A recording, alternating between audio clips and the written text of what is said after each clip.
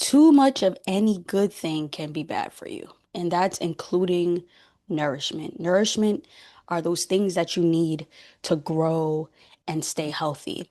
So, at what point does nourishment become dangerous, right? Can a baby have too much milk and that become dangerous? Maybe.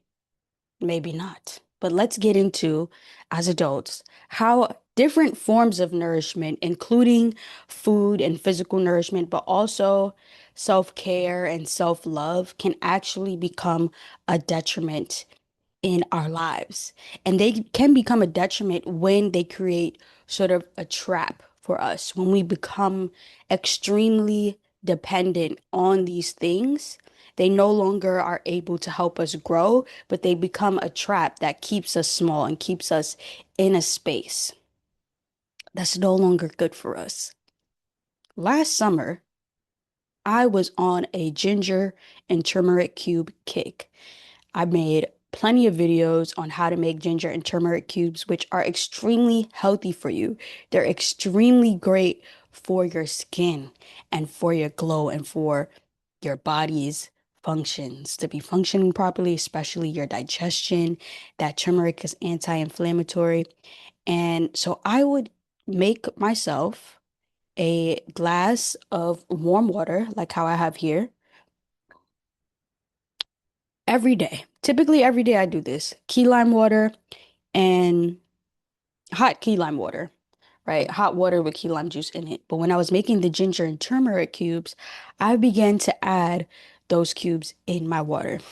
Now, what I noticed is that when I was doing this consistently every day, I would be on my walks and my heart and my chest area would start to hurt a lot. And I'd be like, well, why is my chest hurting? Like, I'm in my youth, I am extremely healthy, is what I'm thinking. And why is my chest hurting?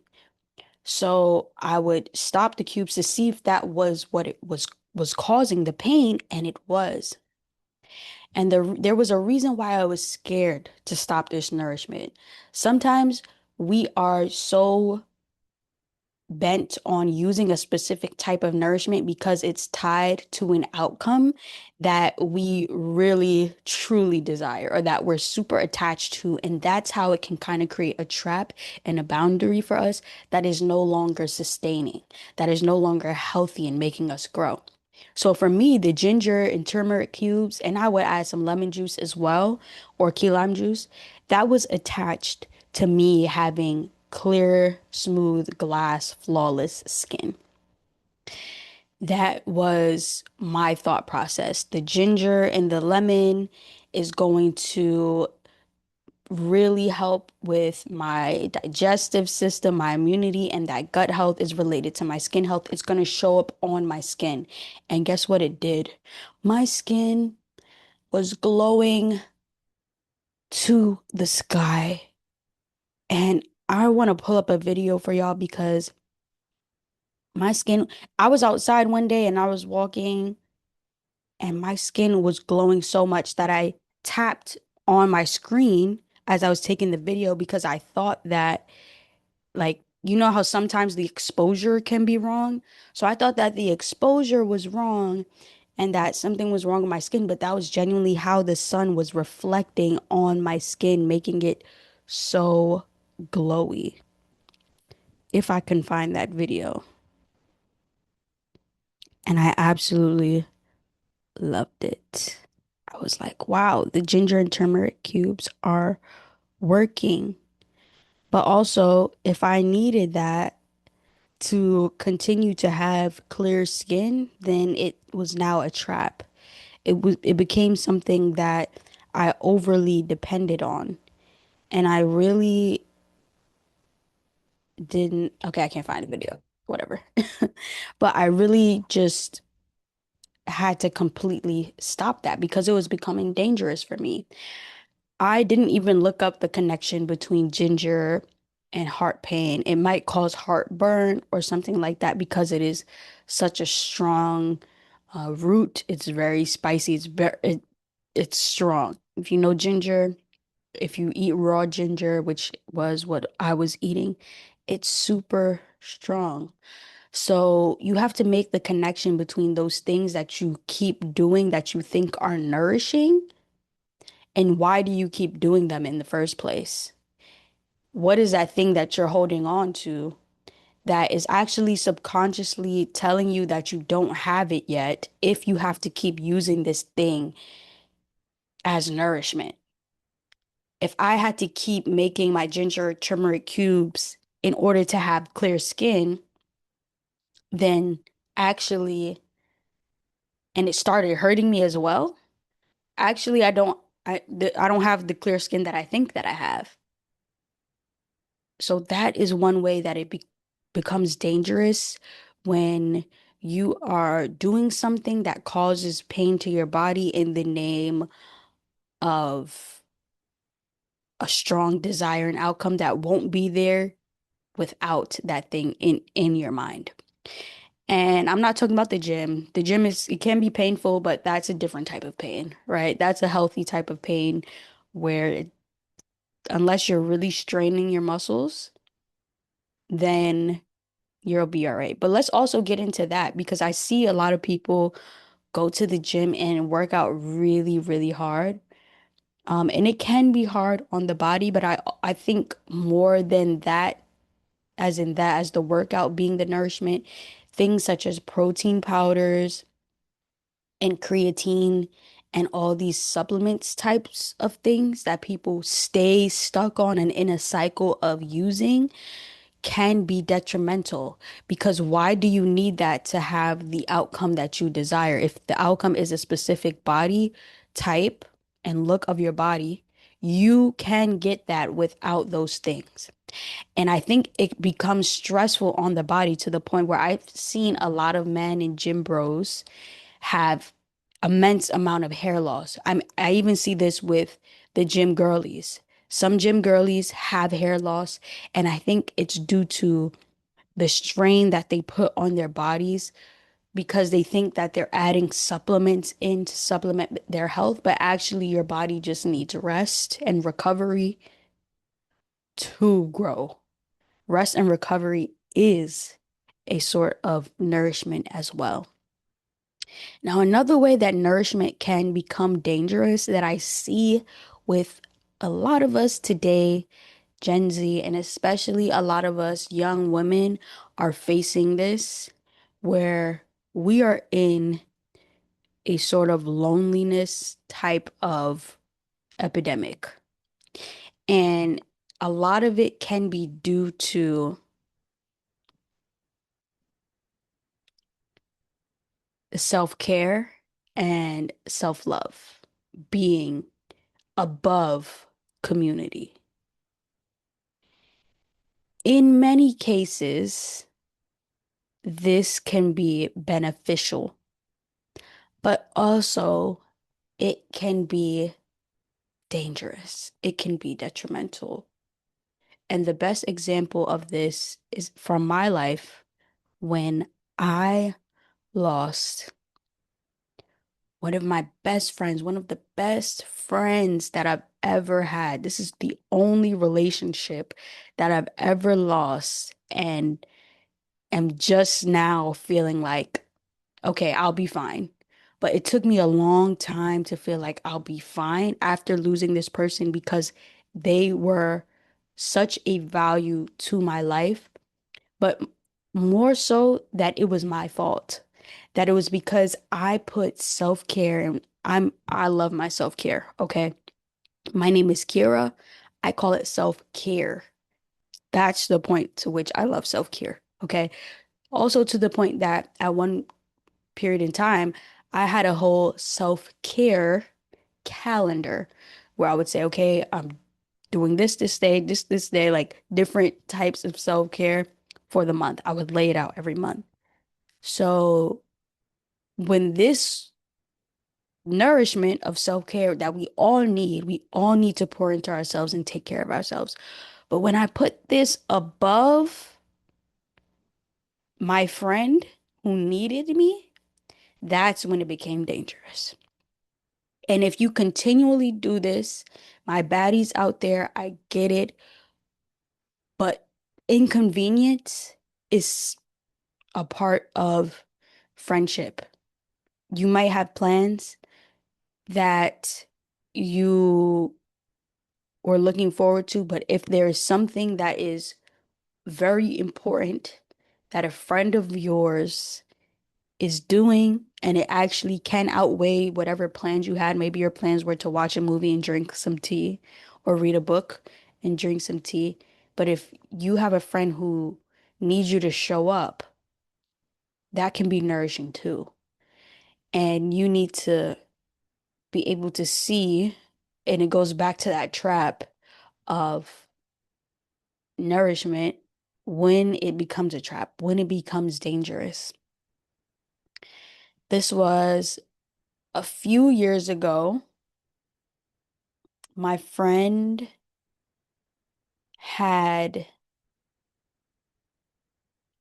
a family member who was sick, very sick. And to me, I had never had like that type of sickness in my proximity. Even though it wasn't even my family or anything like that, I felt like, oh, this is getting close to me. And at that time, I was watching this woman's videos who mentioned that people say, let's say let's say Alzheimer's or let's say dementia, okay? If you are around people who have a certain disease like dementia, you are more likely to get that. Now, that's what she said. I actually don't know if that's even true, but I could see how that is true because the more you're around people, the more gut bacteria you share, and the gut is where the immune system lies and where a lot of sickness begins. So I could see that. But at the same time, we are autonomous beings. We have the opportunity, ability to not go the same route as someone else that we may see suffering from something. And so, but I took that to heart because I was in my self-care era. I was like, oh, if someone is sick, I don't I don't want to be near it. I don't want any parts of that. I don't want none of that touching my family or anything like that. And so this is what was in my mind. Meanwhile, my friend was dealing with a family member who was very sick and all she needed was for me to be there for her. But I began to keep my distance because I wanted to stay safe. There goes that boundary again, that trap. I wanted to stay safe. I didn't want to get sick. And it wasn't even like she was sick, but that's where my mind was. And so I started doing these things to kind of keep my distance that she probably didn't understand and was like, what is going on? But also, I didn't quite understand either because deep down, I knew that that reason of wanting to stay safe and optimize my self-care and not get sick was not even a good reason. There was something there that just didn't feel right with what I was doing, and it created a little bit of a toxic like point in that friendship. And we both were people who were not with that. Like she wasn't with that. And also, I wasn't with that. So part of me, while I was doing it, was like, I feel like this is going to push her away. And I think subconsciously, I wanted to sabotage that relationship because I felt super safe in it. Because, like, that was one of the best friendships that I've had. And I've talked about having friendship trauma before, but friendship trauma will have you self-sabotaging if you're not self-aware enough. You're gonna just have to learn situation by situation. So this was one of those situations that taught me a hard lesson. Don't put self-care above your people. That's when nourishment becomes dangerous. It becomes something that becomes a trap. and traps are detrimental because they do not support your health. They do not support your growth. And the reason that I use the example of food and how that can affect your health, and also kind of an emotional, mental thing and how that can affect your health is because nourishment comes from all different angles. It comes from all different sides, and we have to stay vigilant. We have to stay strong in the way that we nourish our bodies and aspire to be healthy. What does that really mean? Because certain things are not worth the way that they can be seen as nourishment if there is a greater nourishment available.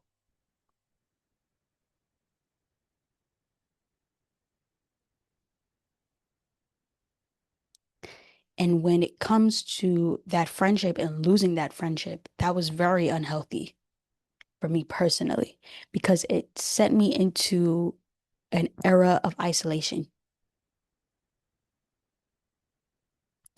And what isolation does is it is more of a mental disease. And mental diseases are dangerous because you cannot see them. You cannot see them. You might look healthy physically, you might be emotionally secure, but mentally, there's things going on. And when you're by yourself, it can be very difficult.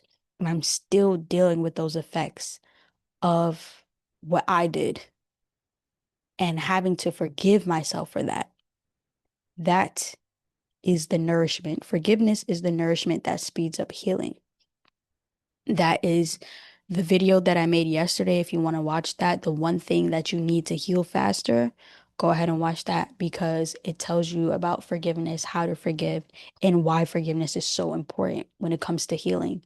I'm in that healing phase of forgiving myself for for making the nourishment of community or self-care rather dangerous because I used that in place of community, which is more nourishing than self-care will ever be. People are going to be more nourishing than self-care can ever be. The right people. Of course, people are draining, but the right people, even when it feels like you might be drained, like if you're receiving so much that is filling your heart, even if your energy is drained because you might have spent a whole weekend with them or whatever, your heart is full. That is really what matters.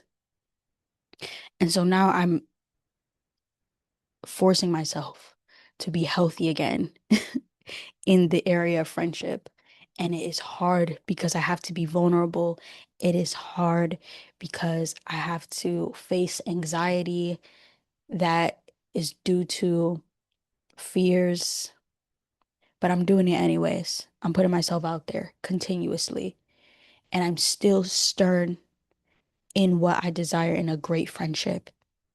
And I'm grateful for that friendship because it showed me that friendship can be a certain way.